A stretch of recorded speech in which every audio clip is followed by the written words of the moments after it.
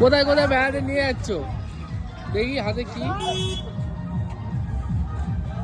মানে এটা কত টাকা করে নেবে, তাই তো? সব সব রেখা রেখা রয়েছে, সময় টাকা সব, কেউ বেশি নেবে না কম নেবে। আচ্ছা, কোনটা বেশি ভালো? ভালো হেন্ডি আইল্যান্ডটা আর কার্গিল বিচটা দুটো সবথেকে ভালো। হ্যাঁ, ওখানে বেশি লোক যায়। হ্যাঁ, ওখানে কি আছে কি?